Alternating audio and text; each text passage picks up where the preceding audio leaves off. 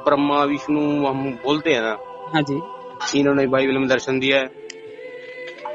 ब्रह्मा विष्णु महेश इन्होंने बाइबल में दर्शन दिया है। दर्शन दिया लिखा हुआ है, लेकिन इनके नाम नहीं है। तो ये ब्रह्मा विष्णु महेश वही परमेश्वर हैं? नहीं नहीं नहीं नहीं, नहीं। इन्होंने नमस्ते सभी को मित्रों, वैचारिक मंथन एक्स मसीही यूट्यूब चैनल पर मैं आपका साथी आशीष चौरसिया आप सभी का हार्दिक स्वागत एवं अभिनंदन करता हूं।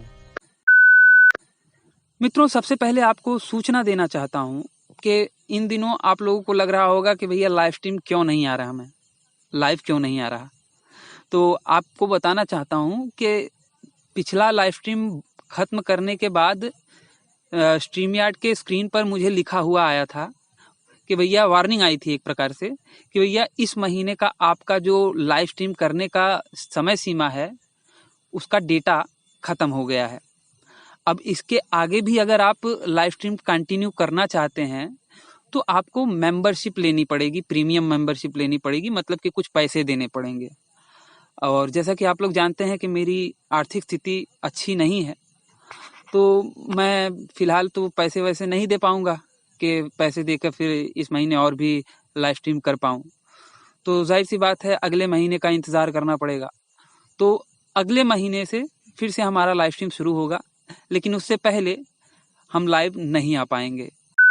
तो पिछली बातचीत में जैसा कि आप लोगों को पता ही होगा, जिन लोगों ने देखा था उस वीडियो को उन लोगों को पता ही होगा कि पिछली बातचीत में हमने ईसाइयों के उस प्रमुख विषय पर बात करी थी जिसका वो जिक्र अपनी टेस्टिमनी में अधिकतर करते हैं, या फिर यूँ कहें कि भारत के ईसाई, खास करके पंजाब वगैरह के ईसाई अधिकतर अपनी टेस्टिमनी में उस चीज़ का जिक्र करते हैं। हमने अच्छे से विजेंद्र जी से बातचीत करी थी और ये जाना था कि किस प्रकार से ये कहना कितना गलत है।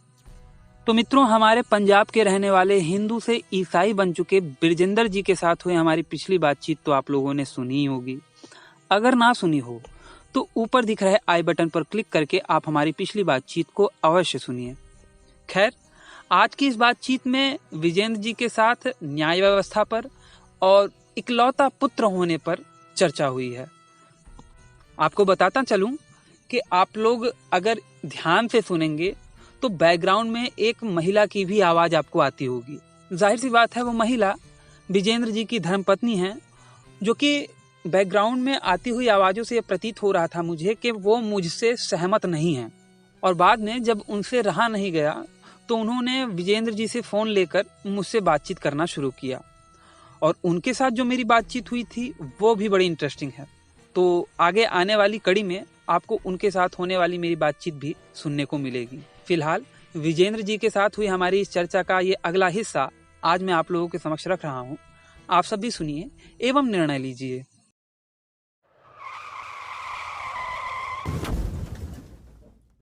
तो कुछ तो चीजें आप जैसे कि परमेश्वर प्रभु यीशु, कहा यह जाता है कि प्रभु यीशु ने हमारे लिए प्राणों का बलिदान दिया। ठीक है, सही है। मानते हैं इस बात को ना? हाँ, मानता हूँ। लेकिन मैं कहूँ कि भैया मैंने आपको 10 रुपए का दान दिया और 3 दिन के बाद अगर मैंने आपसे वो दान ले लिया तो वो दान रहेगा? नहीं। प्रभु यीशु ने प्राणों का बलिदान दिया, लेकिन 3 दिन के बाद दोबारा जिंदा हो गए, प्राण उनके दोबारा आ गए, तो उन्होंने बलिदान कहाँ दिया? देखो, बलिदान तो दिया। देखो, ये पता क्या है, ये धरती पर एक मानव के लिए था। बिल्कुल ठीक है, ये मानव हमारे लिए था। हम मनुष्य है ना जी। ये हमारे लिए था, जो हमने पाप किए थे उन पापों को उसने मुक्त कर दिया। इन पापों से सब तुम मुक्त हो चुके हो। लेकिन वो परमेश्वर के पास गया। ठीक है, परमेश्वर ने उसको उठाया जी। ठीक है, परमेश्वर ने उसको उठाया। परमेश्वर ही उससे जो था 40 दिन है, 40 दिन तक वो धरती पे रहा। तब भी रहा कि नहीं? 40 दिन रहा, फिर उसके बाद शरीर उठा लिया गया। हम ये भी नहीं कह सकते कि उन्होंने अपने शरीर का दान दिया, क्योंकि शरीर के साथ वो उठा लिए गए थे। देखो, शरीर में उसके कोई जख्म तो नहीं गया ना। जो भी जख्म था ना परमेश्वर का, सिर्फ यही कील का ही जख्म था। शरीर का जख्म तो कोई नहीं था उसका। हाथ पे और पैर पे जख्म दिखाते हैं ना जी, जी। यही तो दिखाते हैं। सही है, हर एक जगह यही दिखाते हैं कि भाई तो परमेश्वर के हाथ में और पाँव में कीले थी। जो अब शरीर का देखिए, जख्म मैं एक बात बताता हूँ भाई पवित्र हो गया। कि हमारे सेना का जवान है, ठीक है, पंजाब में तो हमारे कई सारे भाई हैं जो कि सेना में जाते हैं।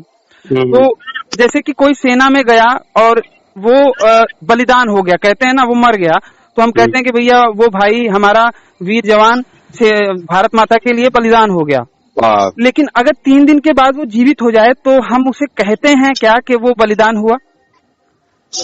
देखो, पृथ्वी पर यीशु मसीह से, हमारे पिता से कोई भी इस पृथ्वी पे नहीं था जो मरकर जीवित हुआ। आप अगर देखें, मेडिकल टर्म में देखें, साइंस में देखेंगे, हाँ जी, अगर आप किसी भी बड़े अस्पताल या फिर डॉक्टर वगैरह से पूछें तो वो बताएंगे ऐसे कई सारे केसेस हैं जिनमें लोग मर के दोबारा जिंदा हो गए हैं। नहीं ऐसा सुनने को नहीं, आपने भी सुना होगा, अगर आप अखबारों वगैरह में देखें या फिर आप चाहें तो गूगल पे सर्च करके देखें, कई ऐसे केसेस मिलते हैं डेली के डेली कि कई लोग होते हैं, मर जाते हैं, नस नाड़ियां उनकी बंद हो जाती है, डॉक्टर उनको डेड डिक्लेयर कर देता है, लेकिन वो फिर जिंदा हो जाते हैं। मेरे खुद दादी के साथ ऐसा हुआ था।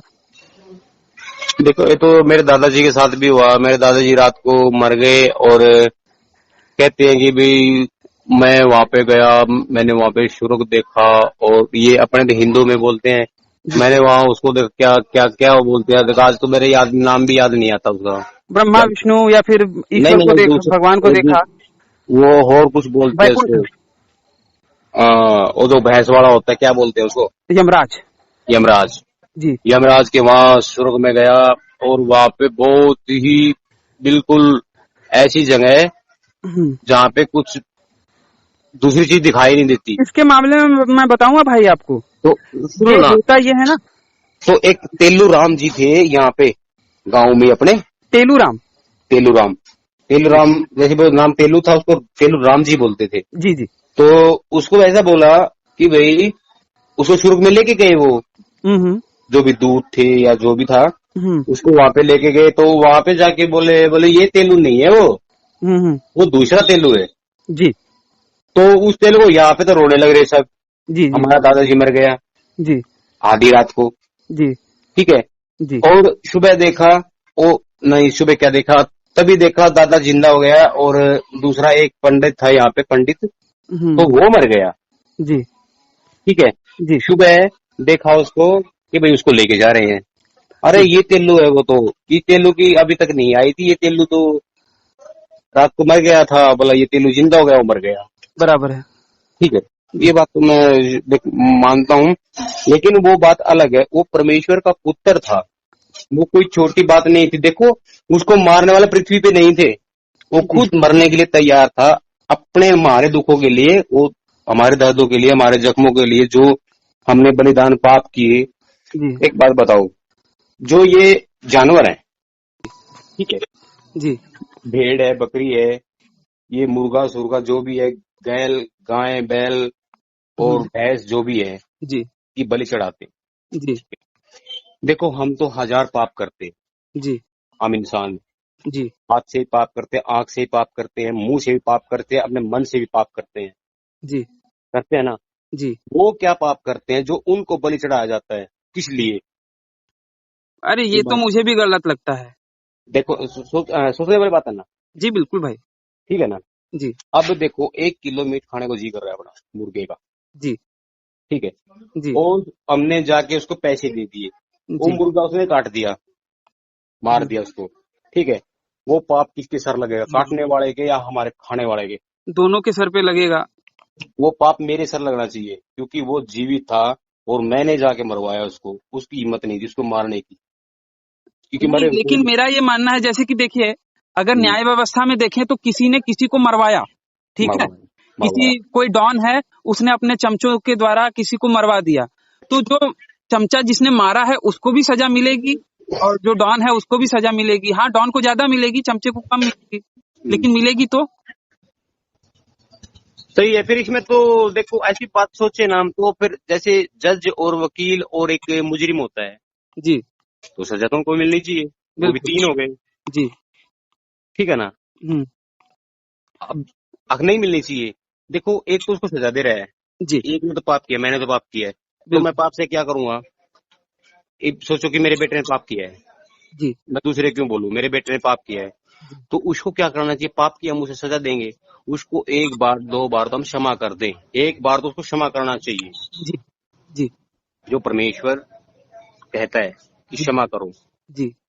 एक बार तो क्षमा करो। अगर हम उसको मारने पीटने काटने या जान से मारने लग जाए जी। तो उसका थोड़ी फायदा है। वो दूसरे देखेंगे, ओ इसने तो बेटे को मार दिया, वो डरेंगे, नहीं भाई ये तो गलत काम होता है, ये तो मार देते हैं, जी। वो नहीं करेंगे, ठीक है। जी। लेकिन एक सुधारने डर नहीं पैदा करो किसी के अंदर, इंसान का डर नहीं, परमात्मा का डर पैदा करो, परमेश्वर का डर है ना जो पैदा होना चाहिए, हमारे शरीर में होना चाहिए। भाई जी, लेकिन अगर पाप क्षमा होने लगेंगे, अपराध अगर क्षमा होने लगेंगे, तो डर कहाँ रहेगा? देखो जैसे कि डर एक बात मेरी थोड़ी डर सुनिए, डर मैं डर एक बात बोलूं सुनो, डर या फिर आप बोले? कैसे, आप बोले। देखो सुनो, डर कैसे पैदा होगा, हमें किसी इंसान से किसी उससे नहीं डरना है, हमें जी। डरना परमेश्वर से। बिल्कुल। हमको अपने अंदर का जो, हमारे अंदर जो शैतान है ना, जी। जो हमें सोच-बूझ से ये करता है कि भई आप मेरे साथ बात कर रहे हो, बिल्कुल। मैं सोचूं बेरा नहीं कहाँ पे है, मैं इसके साथ ऐसा कर दूं, नहीं, जी। ऐसा नहीं। मैं परमेश्वर से प्रार्थना करूं कि मेरे जी। अंदर जो बीमारियां है ना, ये बोलने वाले कि मैं इस भाई के साथ ऐसा कर दूं, इस बीमारी को ही खत्म कर दे, जी।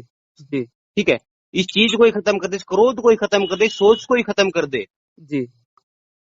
तो सबसे पहले करने वाला कौन है, हमने मांगना किससे, बोलना किससे है और कहना किससे है, जी। और हम दर्द के लिए किससे फरियाद करें, उससे करें, जी। ठीक है। हम जी। डर किस बात का रखें, हम परमेश्वर से डरे कि भी हम ऐसा करेंगे तो परमेश्वर हमारे को क्या सजा देगा, बराबर है। ठीक है। बराबर है। ये राइट रखना चाहिए ना हमारे को मन में। बराबर है। ये जैसे भाई ये जी, मैं एक बात कहना चाहता हूँ कि बोलो जी। परमेश्वर के आपने कहा कि हमारा कोई पुत्र है, और अगर वो कोई अपराध करता है, वो कोई मान लीजिए कि उसने किसी का हाथ पांव काट दिया या फिर किसी का खून कर दिया, ठीक है, हम्म। तो हम एक बार कुछ ना भी हो, लेकिन हम बच्चे से प्यार करते हैं, हम उसे बचाने का कोशिश करेंगे। पहले तो उसे डांटेंगे, मारेंगे, लेकिन बाद में हम कहेंगे कि नहीं भैया, तू मेरा बेटा है, कुछ भी है, तू मेरा बेटा है, मैं तेरी रक्षा करूंगा, तुझे एक बार तूने किया है, एक बार की गलती तेरी माफ कर दूंगा, ठीक है, आगे मत करना। हाँ आगे से मत करना। और बेटा भी कहेगा कि हाँ अब मैं आगे से नहीं करूंगा। जी। तो हम क्षमा कर सकते हैं, क्यों? क्योंकि बेटे ने जिसका खून किया है, हम तो उसके पिता नहीं थे, हम तो हमारे बेटे के पिता थे। लेकिन सही बात है। परमात्मा है, जो ईश्वर है, जो परमेश्वर है, वो तो सबका पिता है।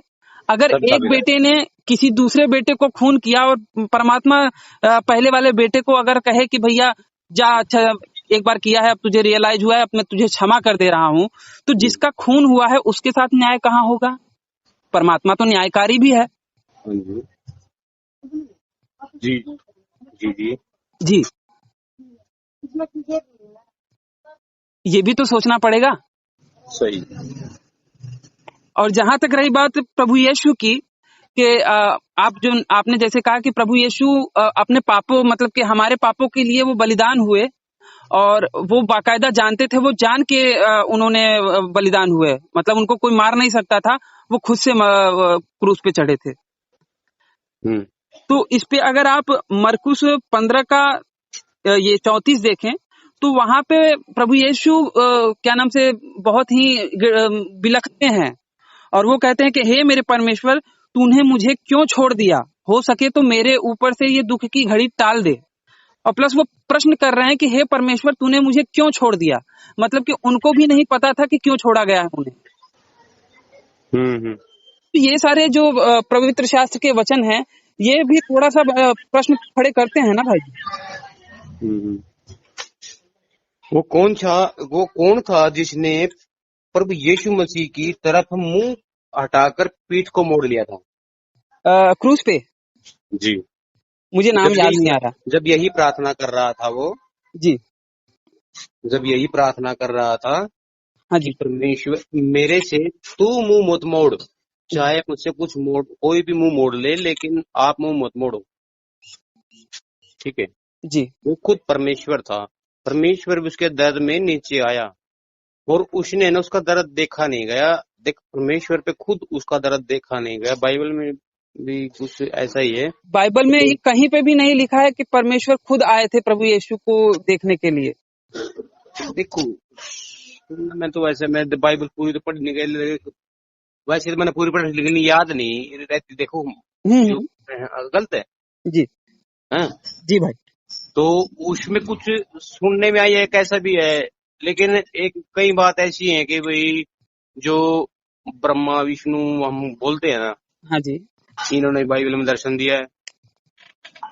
ब्रह्मा बाइबल विष्णु में महेश इन्होंने बाइबल में दर्शन दिया है। दर्शन दिया लिखा हुआ है, लेकिन इनके नाम नहीं है। तो ये ब्रह्मा विष्णु महेश वही परमेश्वर हैं? नहीं नहीं नहीं नहीं, नहीं। इन्होंने मैं बाइबल, एक मिनट बाइबल निकालता हूँ मैं। हाँ जी भाई। ठीक है जी जी। बाइबल के शायद कुछ 18 में लिखा हुआ है शायद ऐसे ही। नया नियम के पुराना नियम? याकूब नया को नियम में ही होगा, क्योंकि नया नियम में ही तो प्रभु ना ना ना नए नियम में नहीं है, पुराने नियम में है। अच्छा हाँ, नए नियम में तो प्रभु यीशु के बारे में बताया गया है। हाँ पुराने नियम में है ये जी। अरे है भी शुरुआत में कोई 18 ऐसे ही है कि 10 याकूब के साथ जो कुश्ती लड़ी थी उसके बारे में कह रहे हैं क्या? नहीं नहीं नहीं नहीं नहीं, नहीं। जब है ना याकूब, एक मिनट देखना पड़ेगा मेरे को। देख कोई बात नहीं भाई जी। वो 3 थे जिन्होंने दर्शन दिया था। देखो बोलने वाले तो बहुत कुछ बोलते हैं, ठीक है, हमें बोलने पर नहीं, हमें अपने विश्वास पर रहना है भाई। देखो बिल्कुल। देखो हमने तो प्रभु यीशु मसीह को नहीं देखा जी। और ना ही परमेश्वर को देखा, ठीक है जी। उसने भी खुद कहा है हमारे से कि मैं उन लोगों, पता नहीं कुछ ऐसे ही भाई। प्रभु यीशु ने ये कहा है कि जिन्हें मुझे समझना है वो मुझे वचन से समझेंगे। हाँ और उसी वचन पे ही तो हम बात कर रहे हैं, वही वचन ही तो मैंने पढ़ा, तो मुझे थोड़ा सा लगा, डाउट लग रहा है कि ऐसा क्या है, या फिर प्रश्न खड़े हो रहे हैं जो कि स्वाभाविक हैं। ठीक ठीक ठीक। यीशु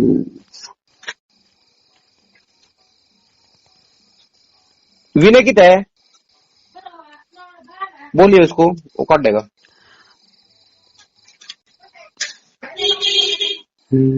चलो सुनाओ जी, सुनाओ कुछ, मैं निकाल लूंगा देख। अच्छा, अब जैसे कि भाई जी जो परमेश्वर है वो पाप करने की आज्ञा देता है लोगों को? नहीं देता। अब जैसे कि मैं कहता हूं कि प्रभु यीशु परमेश्वर के इकलौते पुत्र कैसे हैं?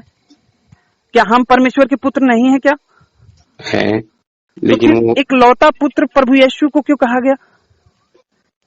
क्योंकि सत्य की राह पर चले और उसने एक अच्छा जीवन जीने के लिए हर एक को रास्ता दिखाने की कोशिश की, लेकिन हम नहीं समझे जी। हम नहीं समझे, हम आज भी नहीं समझ रहे हैं। जैसे कि बाइबल देखो आज भी सीधी सी बात, आप छोटी सी बात कर रहे हैं। हाँ बोले भाई, दोनों भाई ठीक है ना, थोड़ी सी बात बोल रहे हैं, ठीक है तो हम भी उसके मतलब उसके विश्वास पर हम भी क्या सोच रहे हैं, उसके विश्वास पर। आपने देखो कितनी बार कहा मेरे से कि भाई इस बात पे ऑब्जेक्शन उठता है, ये बात होती है, वो बात होती है, लेकिन हमारे को क्या विश्वास करना है कि हमारा परमेश्वर सच में जीवित है जी, क्योंकि हमें बाइबल पर विश्वास करेंगे तो हमारा परमेश्वर जीवित है जी, ठीक है। लेकिन विश्वास करेंगे है भाई कि हम विश्वास से पहले ज्ञान का होना जरूरी है ना। हाँ ज्ञान, बिना ज्ञान के आप तो गलत चीज पे भी विश्वास कर लोगे। ना ना ना, न्यू सब पे थोड़ी होता है। बिना ज्ञान के हम गलत चीज पे भी विश्वास कर सकते हैं, पहले हमें ज्ञान मिलेगा तभी तो हम विश्वास करेंगे कि भैया इस पे हमको ज्ञान मिला है, सत्य ज्ञान मिला है, अब हम इस पे विश्वास करेंगे।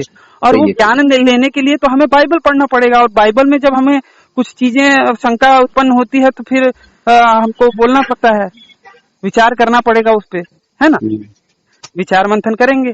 अच्छा, मैं ये कह रहा था कि बाइबल उत्पत्ति अध्याय नंबर। तो बस मित्रों, आज का हमारा ये वीडियो यहीं पे समाप्त होता है। अगर ये बातचीत आप लोगों को पसंद आई हो तो इसे कम से कम 5 मिनट का समाधान देते हुए अपने मित्र मंडली में शेयर अवश्य करें। हो सकता है आपके एक शेयर से हमारा कोई भाई या बहन इनकी सच्चाई से अवगत हो जाए और भटकने से बच जाए। अगर आप सामर्थ्यवान हैं और मुझे मेरे इस कार्य में सहयोग करना चाहते हैं तो स्क्रीन पर दिख रहे QR कोड पर आप मुझे सहयोग कर सकते हैं। और अंत में चलते चलते आपसे यही निवेदन करना चाहूँगा कि देखिए, बाकियों के लिए तो जन्नत और जहन्नुम है, परंतु आपको पुनः इसी धरती पर आना है। तो इस धरती माँ की रक्षा के लिए अपने जीवन काल में प्रतिवर्ष एक पेड़ अवश्य लगाएं। इस वीडियो को अंत तक देखने के लिए आप सबका बहुत बहुत धन्यवाद। नमस्ते जी, जय श्री राम, हर हर महादेव, जय माँ भारती। लेकिन गंदी बातें कि बाप और बेटी के बीच में व्यभिचार हो रहा है, ऐसी बातें तो नहीं है। होंगी शायद, मैंने स्टडी नहीं की। नहीं, मैंने पढ़ी है ना, मैंने पढ़ी है। ठीक है, आपने पढ़ी है तो फिर कैसे, कहाँ पे है? मैं तो बात करना चाहते हैं हाँ आपकी भाभी जी बात करना चाहती है। हाँ भाभी जी, हेलो। हाँ